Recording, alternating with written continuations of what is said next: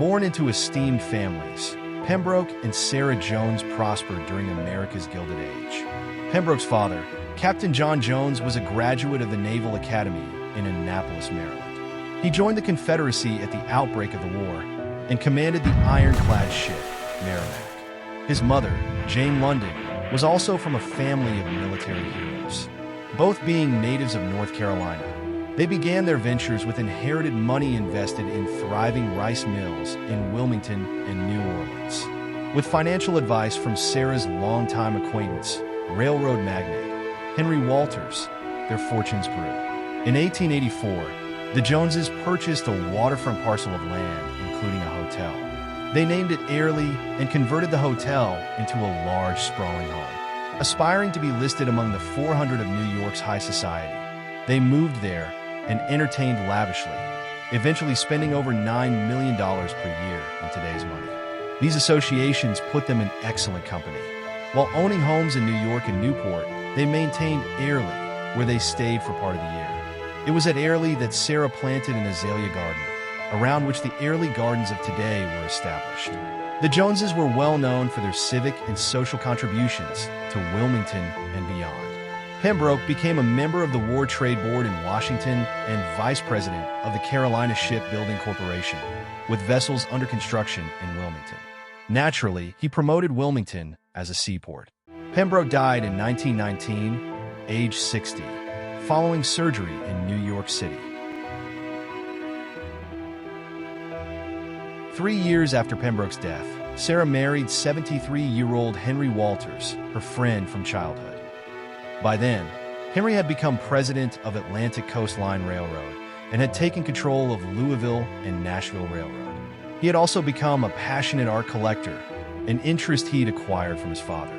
Upon his death, Walter's vast collection, along with an endowment, was bequeathed to the city of Baltimore, his birthplace.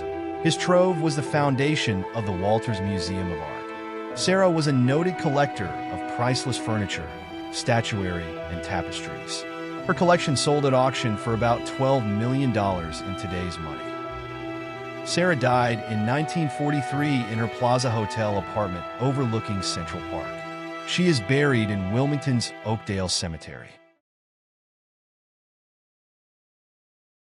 Long before Airlie Gardens was established, there grew a live oak, and from the time of its sprouting, almost 500 years ago, Aboriginal people lived nearby, hunting, fishing, foraging from coastal waters and subsistence farming until Europeans arrived to settle and divide the lands among themselves.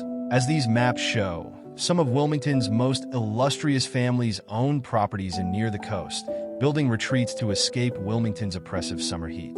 The Joneses acquired some tracts from their neighbors and built other accommodations to suit their desires. Before the Joneses acquired their property on Bradley Creek, Dr. Thomas Wright owned the tract and named it Mount Lebanon. Wright was a wealthy, influential, and pious man, and a member of St. James Episcopal Church in Wilmington. Because travel to church on Sundays could be a long and tedious trek, Dr. Wright deeded 6.5 acres of his property, with water access, to St. James Church for building a chapel, and funded the construction so parishioners nearby could worship conveniently.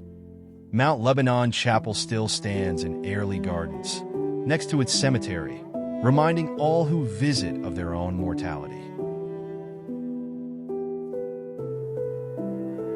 From its inspired beginning with Sarah Jones to those she employed, Airlie Gardens is the creation of loving hands, minds, and hearts. They included master gardener Rudolph Topel, who was said to have worked for Kaiser Wilhelm, florist Henry Redder, the Berkmans of Augusta, Georgia, sculptor Francis Marion McGowan Jr., gardener Tommy Tart, and countless others from nearby communities. Follow along now as we enjoy some of the scenes found in Airlie Gardens. Near the center of the garden stands the ancient Airlie Oak. It dates back to the year 1545 and is the state champion live oak. We follow a path to the Bradley Creek Pier, a favorite stopping place for visitors of all ages. The private dock is used for educational purposes, for launching kayaks, for birdwatching, and observing other forms of wildlife. Take a look here at the fascinating tracery of gnarly and weathered tree roots exposed by storms.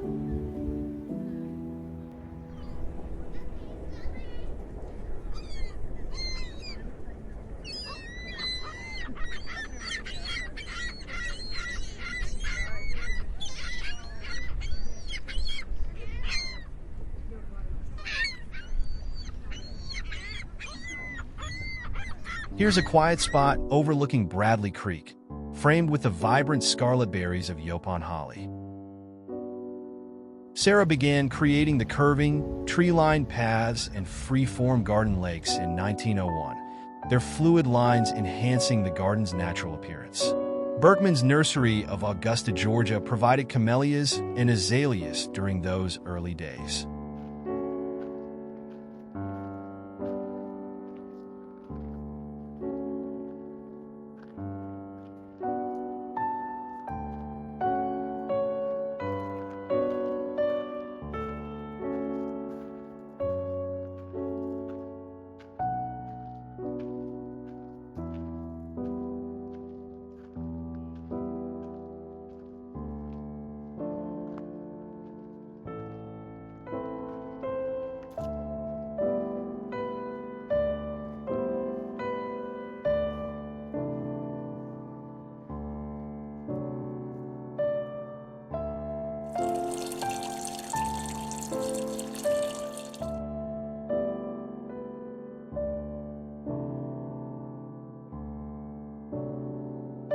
The enchanting fragrance of butterfly ginger and the blankets of colorful camellia petals thrill fall visitors.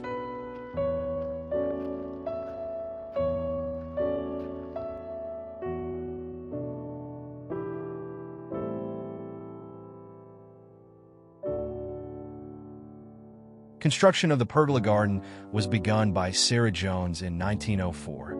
And it continues to be one of the most admired features of Airlie Gardens.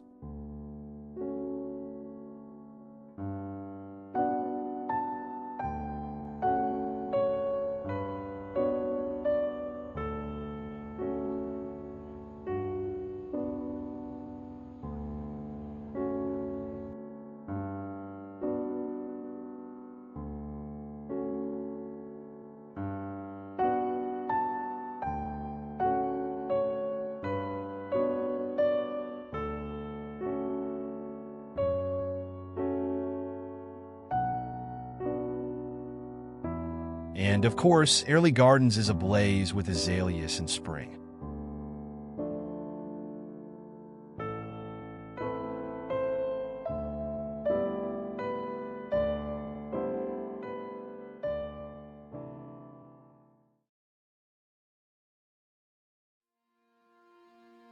The Gilded Age was marked by lavish displays of wealth and architectural magnificence. Mansions belonging to the Vanderbilt family are among the most notable.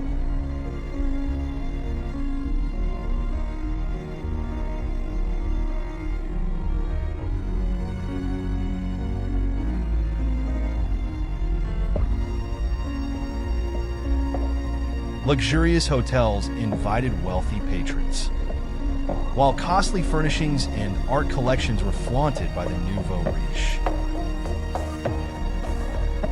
But the 1% were not without their critics, widely denounced for their economic power and influence over politics and apparent lack of regard for common man. Even their philanthropy was slammed. Some of the criticism was justified. Some amounted to perceived greed assailed by envy.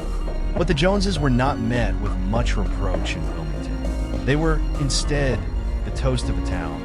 Their hospitality, tea parties, oyster roasts, and benevolence cemented their outstanding reputations among North Carolinians.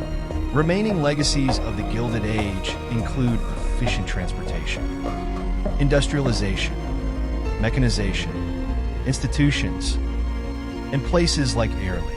Even the most cynical critics can't help but appreciate the beauty of their gardens.